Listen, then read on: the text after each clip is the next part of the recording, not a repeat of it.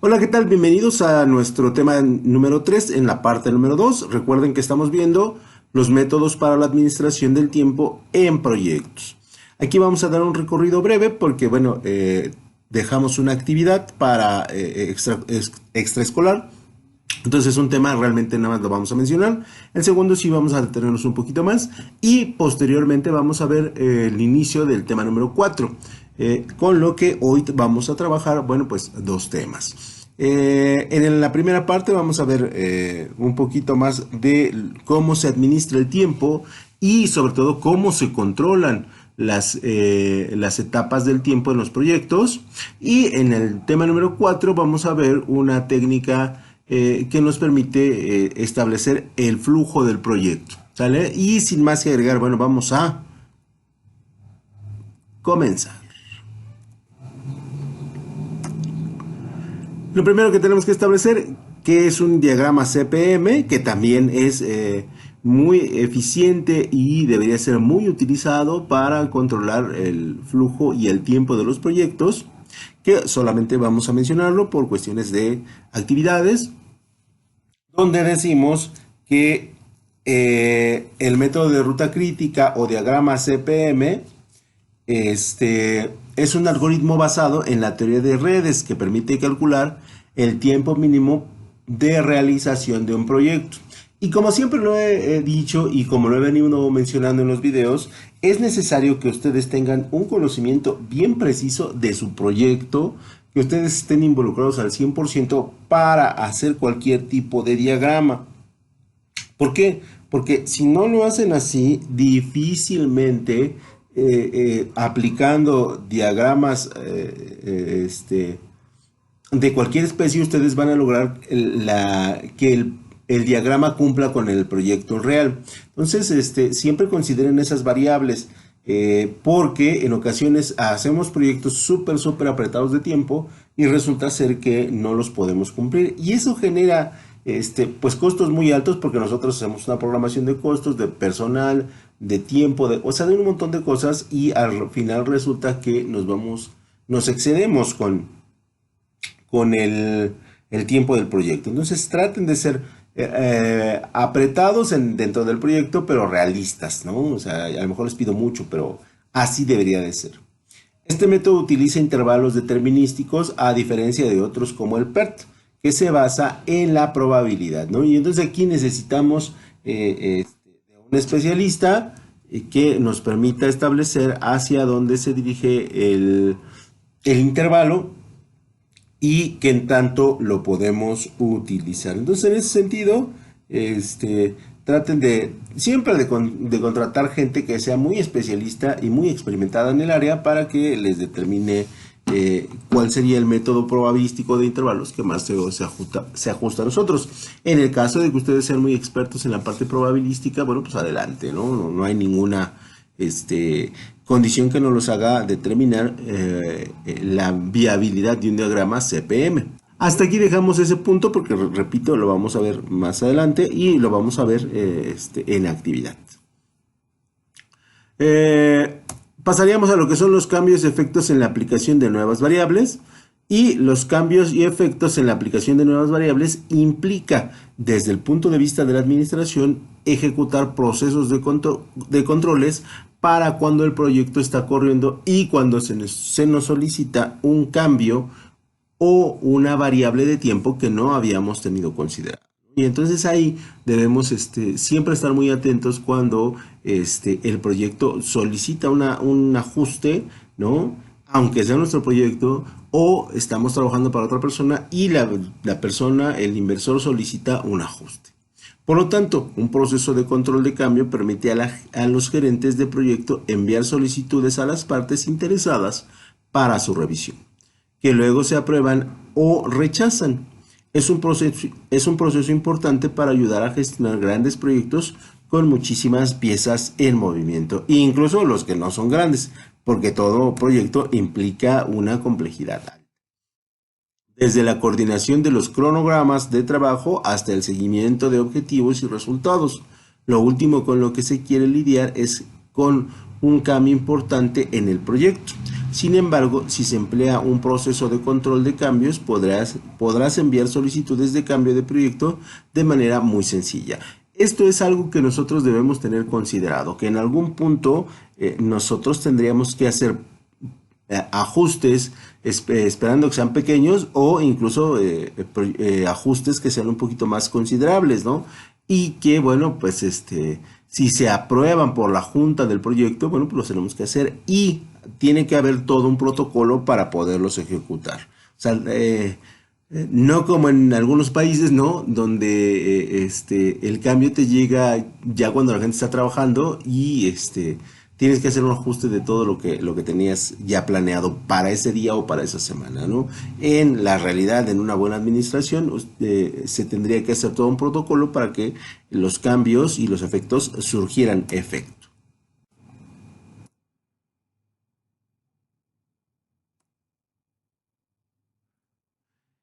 El proceso de control de cambios es esencial para iniciar una gran escala en las que los compañeros de equipo de varios departamentos trabajan juntos y se puedan coordinar y puedan establecer un diálogo previo para el inicio de los cambios y de los efectos.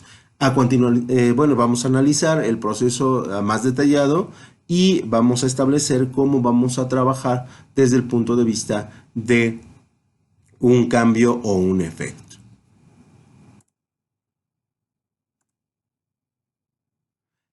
Y aquí partiríamos de la base de que, ¿qué significa el proceso de control de cambios? Bueno, es un proceso que se usa para gestionar las solicitudes de cambio para proyectos y otras iniciativas importantes. Repito, no es así nada más porque soy el jefe y se me ocurrió, ¿no? Forma parte de un plan de gestión de cambios que define los roles para gestionar los cambios dentro de los equipos o empresas. Si bien un proceso de cambio tiene muchas partes, la forma más sencilla de visualizarlo es mediante la creación de un registro de cambios para dar seguimiento a las solicitudes del cambio del proyecto. Ojo, aquí debe haber un registro y debe haber un documento que avale cuáles fueron los cambios y cuándo van a tener efecto, ¿vale? Porque no, repito, no todo es así de, se tiene que hacer.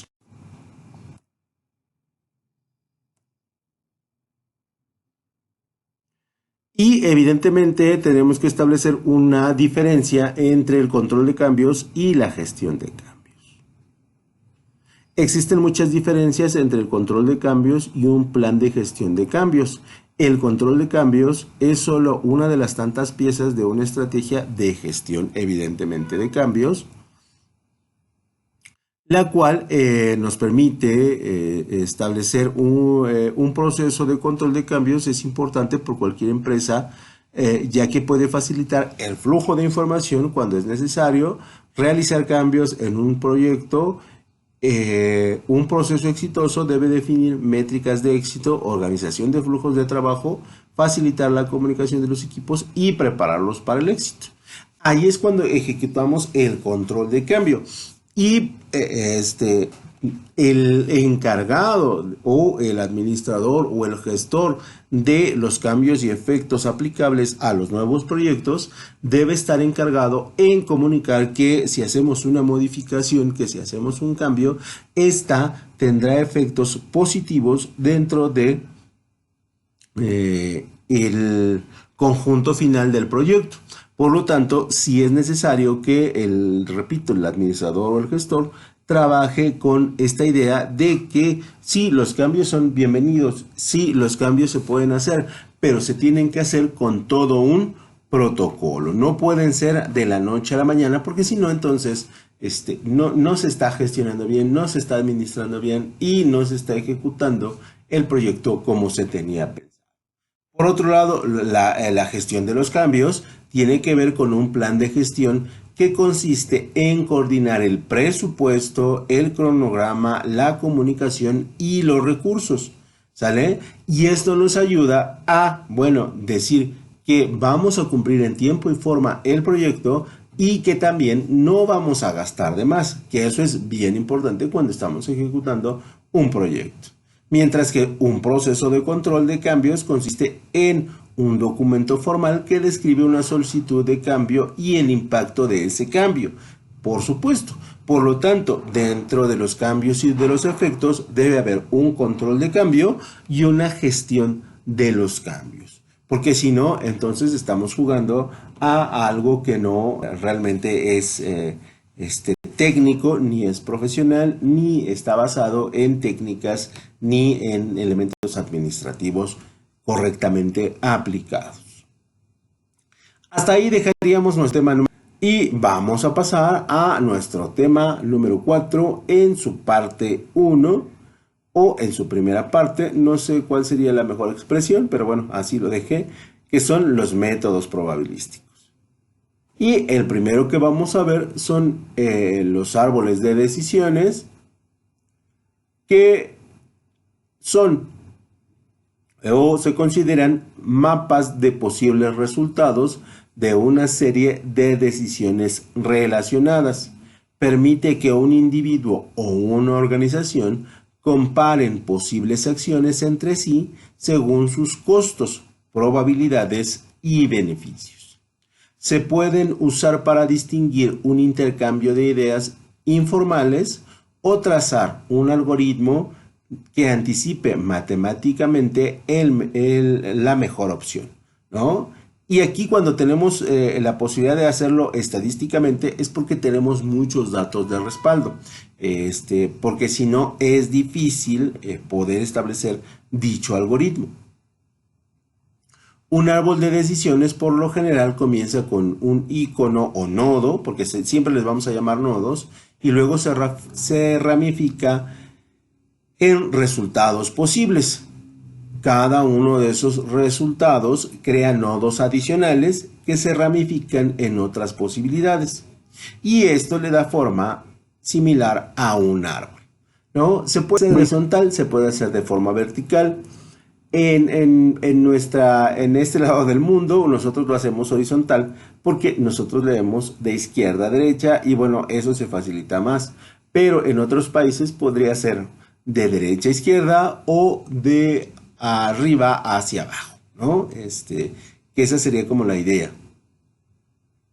Dentro de los árboles de decisiones hay tres tipos de nodos: los nodos de probabilidad, los nodos de decisión y los nodos terminales. Los nodos de probabilidad están representados con un círculo que muestra la probabilidad de ciertos resultados, evidentemente basados en elementos técnicos. Los nodos de decisión están representados con un cuadro que muestra una decisión que se tomará, y los nodos terminales muestran el resultado definitivo de una ruta de decisión.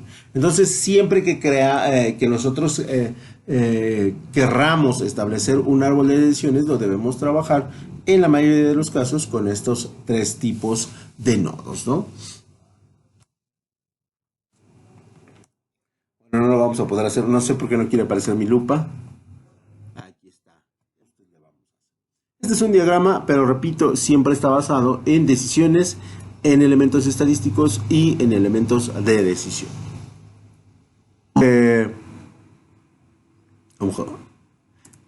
La simbología está integrada por las ramificaciones alternativas, que son líneas que se desprenden de una decisión o una rama, indicando posibles resultados de la decisión derivada inicial. Los nodos de decisión indican una decisión que se está tomando en un árbol y se presentan como un cuadro, y todos los árboles de decisiones comienzan con, evidentemente, un nodo de decisión. Y tenemos los nodos de oportunidad que muestran varios resultados posibles y que se representan con un círculo. Los nodos terminales o finales que indican el resultado final de una decisión y que se representan con un triángulo.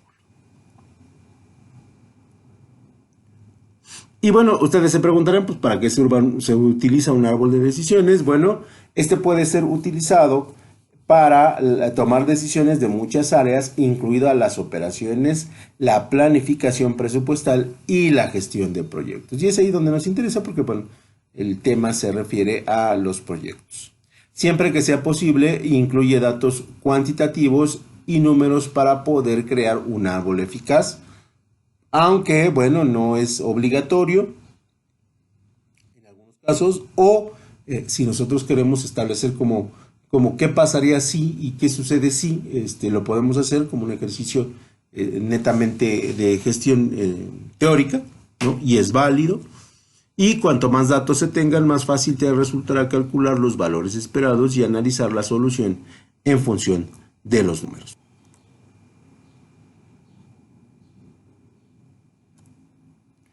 Y aquí tendríamos los 5 pasos para crear un árbol de decisiones, donde vamos a empezar con una idea, vamos a agregar nodos de oportunidad y nodos de decisión, ¿no? Vamos a expandir el diagrama hasta llegar a los puntos finales a partir de elementos estadísticos o a través de elementos teóricos, ¿no? Sí se vale. Y vamos a calcular los valores del árbol y vamos a evaluar, evidentemente, los resultados. Por lo tanto, cuando nosotros decidimos empezar nuestro árbol de decisiones, que va a iniciar con una idea, tendremos que representar con un nodo de decisiones, un cuadrado, y luego agregar ramificaciones individuales con las diferentes decisiones que hay entre ellas. Las 3 opciones entre las que debes elegir son desarrollar una nueva aplicación de planificación de tareas, por ejemplo, establecer actualizar una aplicación de planificación de tareas ya existentes y desarrollar una aplicación de productividad en un equipo. Normalmente estos son los elementos que nosotros trabajamos en el árbol de decisiones.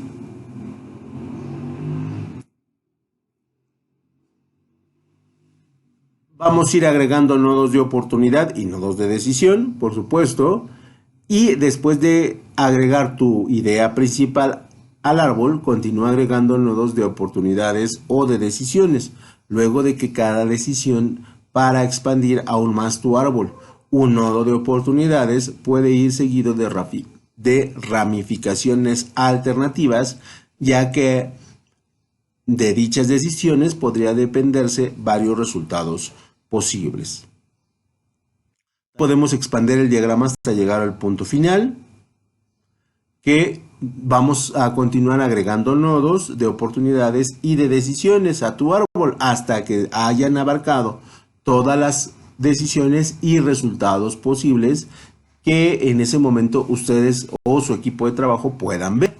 Cuando llegas a este punto, agrega los nodos terminales para indicar la finalización del diagrama. Una vez que hayas completado tu árbol, puedes empezar a analizar cada una de las decisiones. No estás arrancando el proyecto, simplemente estás analizando tu árbol de decisiones.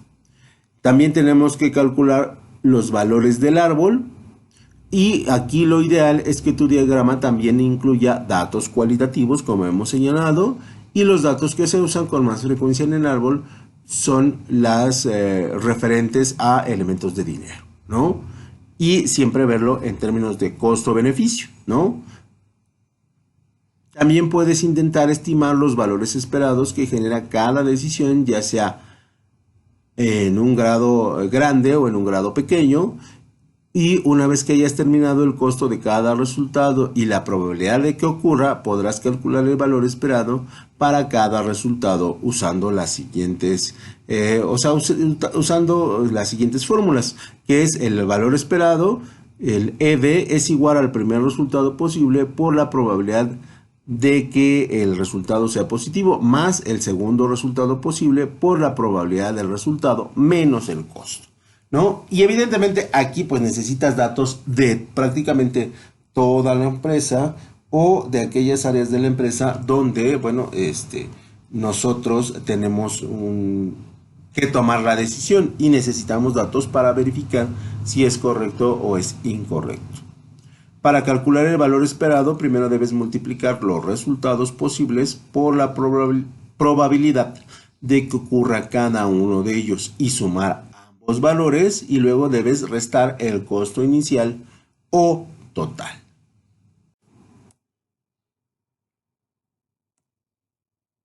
Y finalmente vamos a evaluar, y perdón por el gallo que se me salió, una vez que tengamos los resultados esperados para cada decisión determinada, cuál es el mejor plan de acción para ti en función del riesgo que estás dispuesto a tomar, ¿no?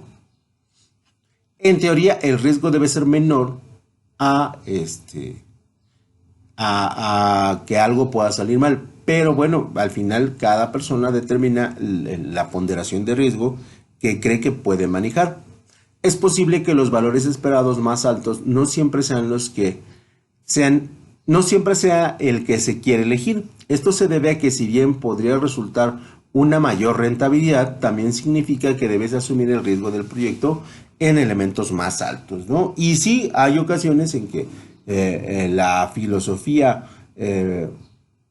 digamos que natural, ¿no? O la filosofía social te dice que si no arriesgas no ganas. Pero ya en los negocios y cuando hablamos de dinero, pues a veces no se tiene que arriesgar tanto, ¿no? Hay que ser mesurados en el riesgo. Aunque, bueno, repito, es muy común en nuestra sociedad decir que se arriesgue con todo, ¿no? Aunque, bueno, no se considere cierto tipo de decisiones. Y por lo tanto, ahí evaluamos el riesgo, el beneficio y podríamos ir hacia adelante o ajustar nuestro árbol de decisiones. Ten en cuenta que el valor esperado de un diagrama de árbol de decisiones se basa en un algoritmo de probabilidad y depende de ti y de tu equipo determinar cómo evaluar mejor el resultado del árbol. Ojo, porque si no, aquí todo lo hacemos en base a números, no en base a creencias. Pero, repito, sí podemos practicar nuestro árbol de decisiones con elementos netamente teóricos para ir puliendo esta técnica y hacerla cada vez mejor. Y eso sería todo por mi parte. Muchas agradezco su atención. Ya estamos casi listos por terminar nuestro cuatrimestre. Un tema más y con eso cerraríamos esta materia que la verdad ha sido muy interesante. Por su atención, muchachos, muchísimas gracias y nos vemos.